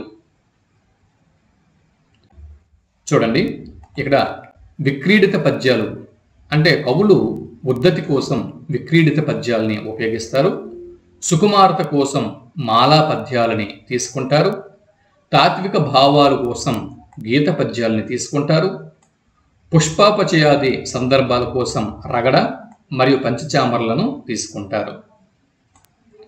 కాబట్టి ఇక్కడ సరైన జవాబు సి సరైనటువంటి ఆప్షన్. 77వ బిట్ని ఇప్పుడు మనం చూస్తున్నాం. సరసజేరి నిన్ను సంస్తవమొనరించు. సరసజేరి నిన్ను సంస్తవమొనరించు వారులెల్ల సకులు కారు, నీకు కష్టకాలమందుగాచు వాడొక్కడే నిక్కమైన సకుడు అని పలికిన వారు క్రింది వారిలో ఎవరు? జవాబు ఆప్షన్ సి కందుకూరి రుద్రకవి సరైనటువంటి జవాబు. 78వ బిట్ని ఇప్పుడు మనం చూస్తున్నాం. బిట్ నంబర్ 78 మైత్రిం బోలెడు ధర్మము దాత్రి దివిజులకు లేదు, దాని నడిపిన బుత్ర ఏ కర్మంబు పవిత్రతయును వలవదది వివేకము చేర్చున్ అనేటువంటి పద్యము ఆంధ్ర మహాభారతంలో ఏ పర్వంలోనిది? మైత్రిం బోలెడు ధర్మము ధాత్రి దివిజులకు లేదు, దాని నడిపిన పుత్ర ఏ కర్మంబు పవిత్రయును వలవదది వివేకము చేర్చున్. జవాబు ఆప్షన్ సి శాంతి పర్వము. అంటే తిక్కన గారు రచించినటువంటి మహాభారతంలోని శాంతి పర్వంలోనిది ఈ పద్యం. 79వ బిట్టు శ్రీకృష్ణుడు కుచేలుడునే సుధాముడు అని కూడా అంటారు. శ్రీకృష్ణుడు కుచేలుడు అను బాల్య స్నేహితులు ఎవరి వద్ద శిష్యరికం చేశారు? జవాబు ఆప్షన్ ఏ సాందీప మహర్షి వద్ద శిష్యరికం చేశారు. తర్వాత వరదుడు సాధు భక్తజన వత్సలుడు ఆర్త శరణ్యుడు ఇందిరావరుడు దయాపయోనిధి ఎవరు? జవాబు మహాభాగవతంలో బమ్మెర పోతన గారు రచించినటువంటి పద్యం ఇది. శ్రీకృష్ణుడు అంటే కుచేలోపాఖ్యానంలోది ఈ పద్యం. వరదుడు సాధు భక్తజన వత్సలుడు ఆర్త శరణ్యుడు ఇందిరావరుడు దయాపయోనిధి అన్న ఈ పద్యం బమ్మెర పోతన గారు రాసినటువంటి ఆంధ్ర మహాభాగవతంలోనిది పద్యం.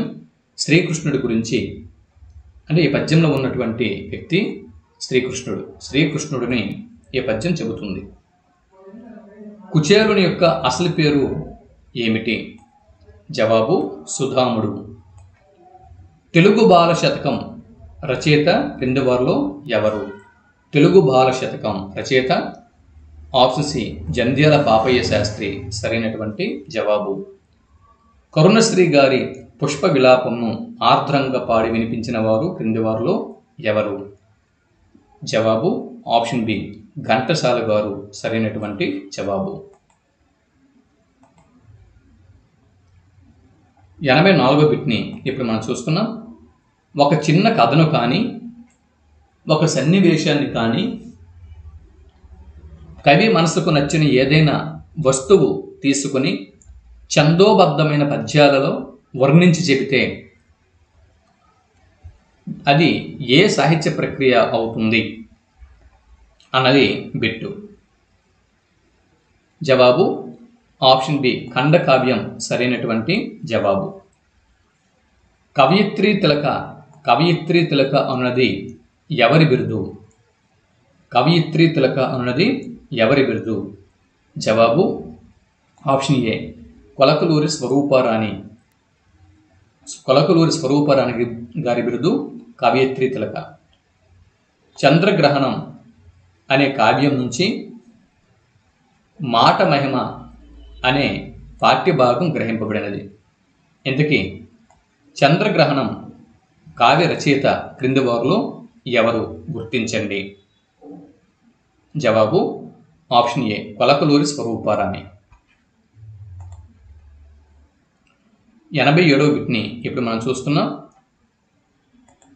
ఒక దీపం నుండి మరొక దీపం పుట్టి వెలుగొందినట్లు తండ్రి రూపం పుత్రునిలో ఉంటుంది.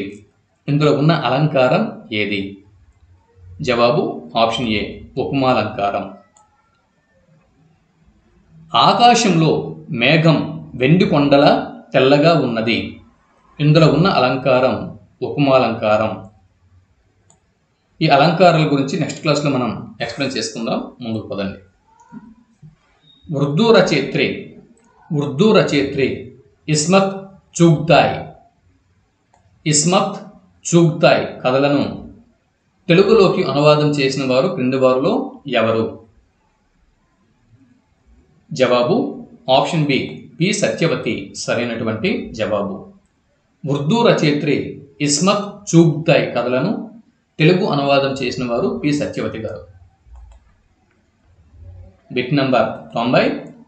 రేవతి గారి తమిళ ఆత్మకథను ఒక హిజ్రా ఆత్మకథ పేరుతో తెలుగులోకి అనువాదం చేసిన వారు ఎవరు? బిట్టు మరోసారి. రేవతి గారి తమిళ ఆత్మకథను ఒక హిజ్రా ఆత్మకథ పేరుతో తెలుగులోకి అనువాదం చేసిన వారు ఎవరు అన్నది బిట్టు. జవాబు ఆప్షన్ బి పి సత్యవతి సరైనటువంటి జవాబు. క్రింది రచనలను వాటి రచయితలతో జతపరచండి. చూడండి, దమయంతి కూతురు అనేది ఒక కథ. అంటే బ్రాకెట్లు ఎందుకు వస్తున్నానంటే అవి ఆ రచనలు ఏ సాహిత్య ప్రక్రియకి చెందినవో కూడా గుర్తుపెట్టుకోవాలి. దమయంతి కూతురు అనే కథ, అద్దెకొంప అనే నాటకం, నాన్నకు రాయని ఉత్తరం అన్న కథా సంపుటి, అంతరంగ తరంగాలు. ఇవి రచనలు. రచయితలు ఇక్కడ ఉన్నారు, వీరిని జతపరచండి.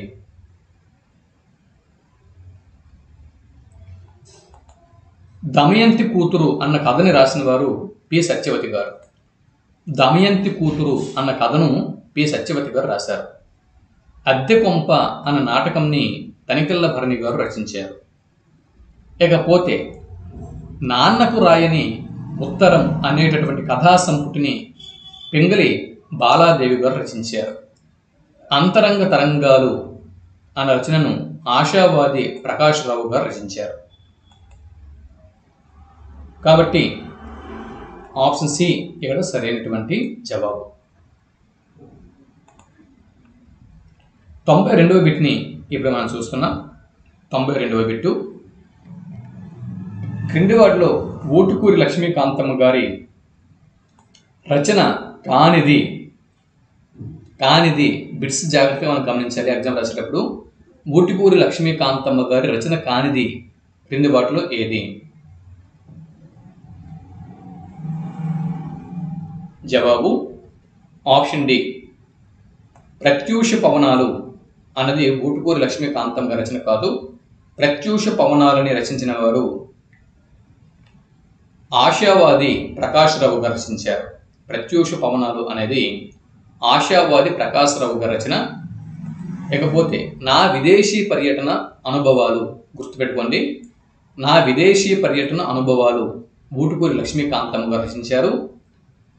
ఊటుకూరి లక్ష్మీకాంతమ్మ గారి స్వీయ చరిత్ర లేదా ఆత్మకథ పేరు సాహితీ రుద్రమ. సరస్వతి సామ్రాజ్య వైభవం అన్న యాకాంకికను కూడా వెలువరించారు. గుర్తుపెట్టుకోండి. 93వ బిట్ని ఇప్పుడు మనం చూస్తున్నాం. బిట్ నెంబర్ 93, మన సాహితీ మధుభారతి అనేది గేయ సంపుటి అనే విషయం మనం గుర్తుపెట్టుకోవాలి. గేయ సంపుటి, మన సాహితీ మధుభారతి అన్న గేయ సంపుటి రచన ఎవరిది? జవాబు ఆప్షన్ డి, ఊటుకూరి లక్ష్మీకాంతమ్మ సరైనటువంటి జవాబు. క్రింది రచనలను వాటి రచయితలతో జతపరచండి. క్రింది రచనలను వాటి రచయితలతో జతపరచండి.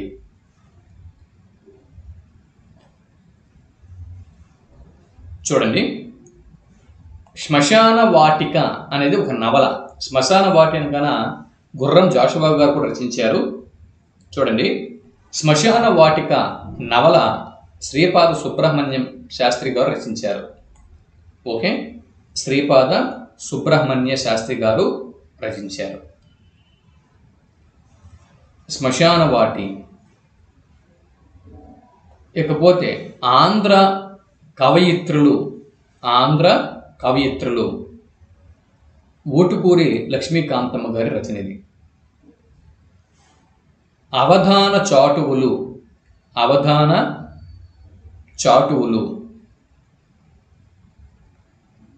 ఆశావాది ప్రకాష్ రావు గారు రచించారు. పొగమంచులో సూర్యోదయం అనేది ఒక నవల. పొగమంచులో సూర్యోదయం అనే నవలను శ్రీమతి పింగళి బాలాదేవి గారు రచించారు. కాబట్టి ఆప్షన్ ఏ ఇక్కడ సరైనటువంటి జవాబు.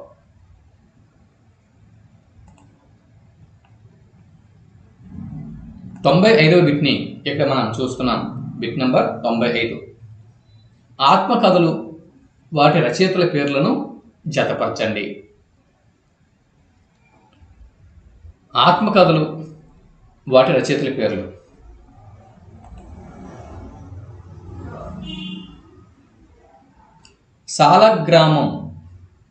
సాలగ్రామం కపిలవాయి లింగమూర్తి గారి ఆత్మకథ. నా అంతరంగ కథనం అనేది బుచ్చిబాబు గారి ఆత్మకథ. హంపి నుండి హరప్పా దాకా తిరుమల రామచంద్ర గారి ఆత్మకథ. నా ఎరుక అనేది ఆదిభట్ల నారాయణ దాసు గారి ఆత్మకథ. కాబట్టి ఇక్కడ బి సరైనటువంటి ఆప్షన్. 95వ బిట్టు ఆప్షన్ బి. ఇకపోతే చూడండి, నేను నా దేశం ఇది దర్శి చెంచయ్య గారి ఆత్మకథ. పింజారి షేక్ నాజర్ గారి ఆత్మకథ. నా జీవిత యాత్ర టంగుటూరి ప్రకాశం గారి ఆత్మకథ. సత్యశోధన మహాత్మా గాంధీ గారి ఆత్మకథ. కాబట్టి ఇక్కడ ఆప్షన్ ఏ సరైనటువంటి జవాబు.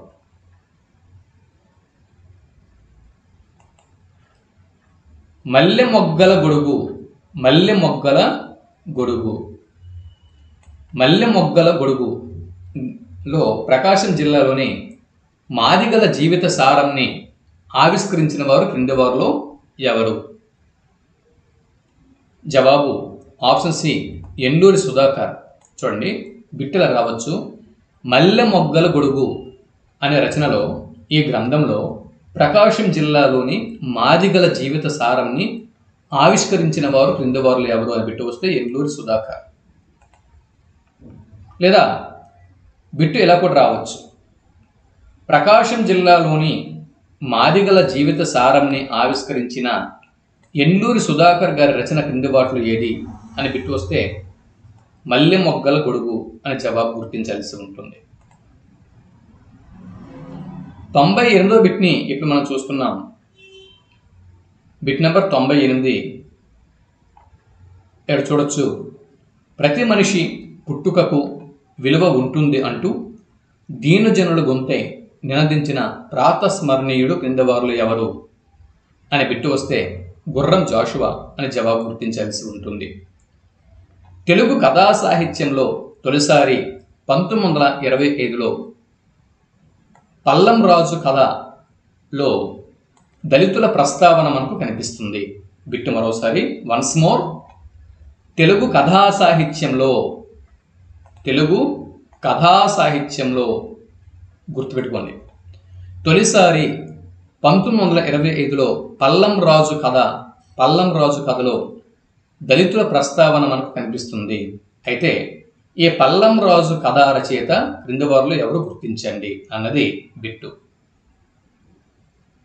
జవాబు ఆప్షన్ బి శ్రీపాద సుబ్రహ్మణ్య శాస్త్రి సరైనటువంటి జవాబు. ఇక బిట్ నెంబర్ 100. దళితుల బతుకు చిత్రాలను చూపిన రేగటి సాల్లు కథలకు సంపాదకులు ఎవరు అని బిట్టొస్తే గోగుల శ్యామల గారు మరియు జూపాక సుబ్బారావు గారు. కాబట్టి ఆప్షన్ డి సరైనటువంటి ఆప్షన్. ఇవ్వండి వాటి యొక్క కీ ఎక్కడ ఉంది చూసుకోవచ్చు. ఇది మొత్తం ఈ వీడియోలో 9వ తరగతి నుంచి 100 బిట్లను మనం స్టడీ చేయడం జరిగింది, ప్రాక్టీస్ చేయడం జరిగింది. వీటిని సాధన చేస్తూ ఉండండి. ఈ పీడిఎఫ్ మీకు కావాలి అనుకుంటే మీరు క్రింద వాట్సాప్ గ్రూప్ అనేది లింక్ ఇచ్చాను. ఆ వాట్సాప్ గ్రూప్లో జాయిన్ అవ్వండి. జాయిన్ అయితే పీడిఎఫ్లను ఉచితంగా మీరు పొందగలరు. ఇకపోతే మరిన్ని బిట్స్ 9th క్లాస్ సంబంధించినటువంటి ఒక వీడియో ఇది పార్ట్ 1. ఇక పార్ట్ 2 వీడియో ఉంది. మరొక 100 బిట్లు రెడీ చేస్తాను. 9th క్లాస్ అయిన తర్వాత మరో తరగతిలోకి వెళ్దాం. ప్రస్తుతం వీటిని బాగా స్టడీ చేయండి. వీడియోకి ఒక లైక్ ఇవ్వండి. మీ మిత్రులకి షేర్ చేయండి. మీ అభిప్రాయాల్ని, సలహాలని, సూచనల్ని కామెంట్ బాక్స్లో పంచుకోండి. కామెంట్ బాక్స్ని స్టడీ చేస్తాను. మీరు ఏమైనా సలహాలు ఇచ్చినా, సూచనలు ఇచ్చినా, ఏమైనా మీరు చెబితే వాటిని తప్పకుండా నేను మీ యొక్క అమూల్యమైన సలహాలని పాటించే ప్రయత్నం చేస్తాను. మిత్రులారా, ఈ వీడియో మీకు ఎంతో ఉపయోగకరంగా ఉంది అని భావిస్తున్నాను. దయచేసి ఒక లైక్ ఇవ్వండి. ఇకపోతే మరో వీడియోలో మళ్ళీ కలుద్దాం. అంతవరకు సెలవు. నమస్తే.